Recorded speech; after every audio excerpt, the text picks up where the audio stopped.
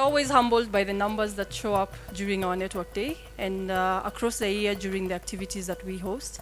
That really gives us the confidence, and it's a message of the value that that the network gives you. I have the great pleasure to open this networking day.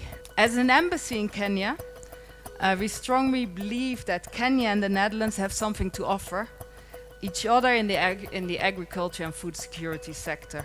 Today, the theme unlocking business opportunities for food nutrition security in the wake of climate change is close to our heart. Together, we try to create a sector that can constantly adapt to opportunities as well as threats it faces, and adapt to these through innovation. We think we have plenty of practical examples where climate change, food security and business opportunities come together, and we'd like to work in partnership with Dutch and Kenyan private sector, NGOs, and as a government, we like to liaise with the Kenyan government as they are responsible for creating an enabling environment for farmers and all other value chain actors to engage in business.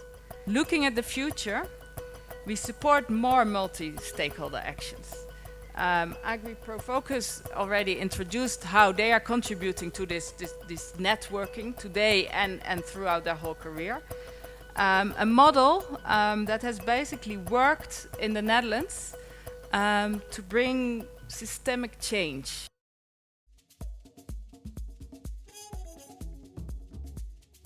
They say agriculture is the biggest user of natural resources, but again, the greatest abuser of the environment. So from that perspective, agriculture is a culprit at the same time a victim. So it means we, the agriculture sector, must also do our part to conserve the environment. And that is where climate smart agriculture comes in.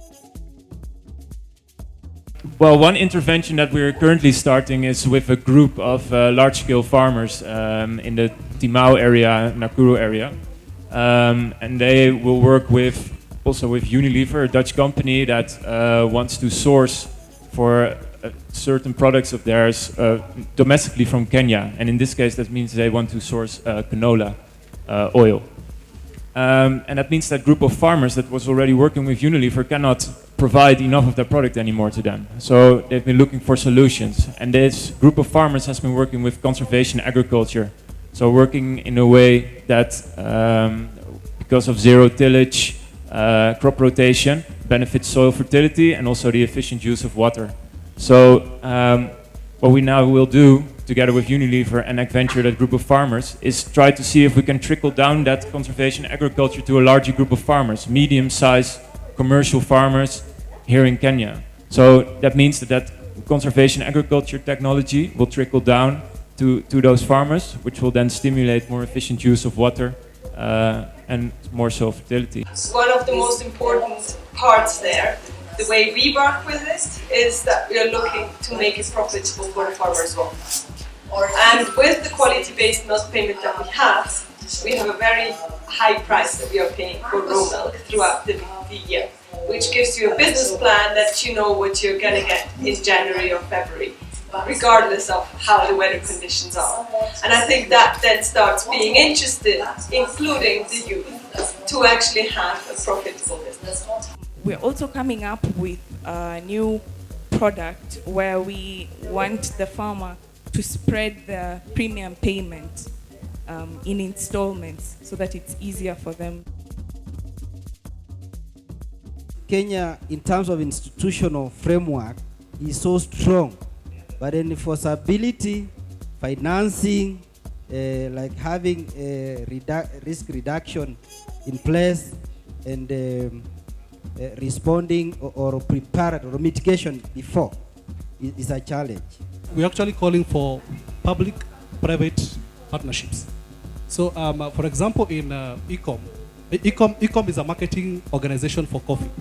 So we have partnered with them under the Forest Scale program, where they're actually offering the credit arm part of it, and they're actually financing coffee cooperatives to be able to extend credit to the farmers, and then farmers can actually pay from the coffee proceeds.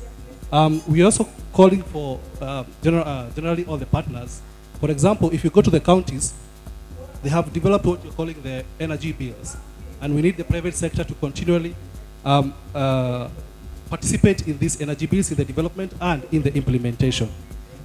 You will note also, there are a lot of policies like Amos mentioned, like 80 to 90 policies that have been developed, but we need the implementation to be done so that it can come down to the private sector and to the market and for farmers to actually uptake.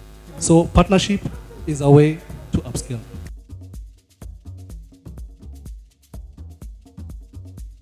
What I found, maybe not improvement, but I found very useful, of course, for us as a commercial entity, is networking with other commercial entities. Because we are more like an engineering company, so it is very important to get connected with partners that are very close to the farmers, to the end consumers.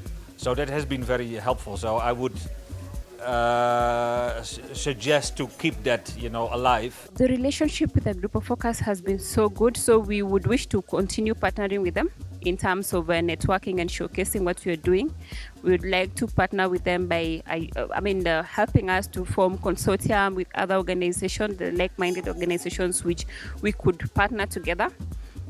We would, in future, because they also have a vision of working more with youth, and that is the area where we are focusing our energies right now.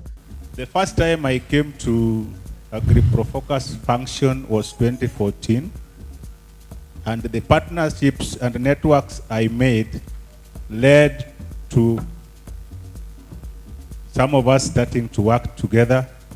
Free Kenya Foundation is sitting there. We are working together today because of having met in this forum in 2014.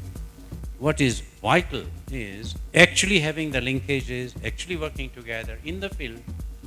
On our side, we are ready, but we need partners to work with us on a regular, routine basis, where in new areas, we handhold and see that the benefits that we say, all of us, will be derived are actually derived.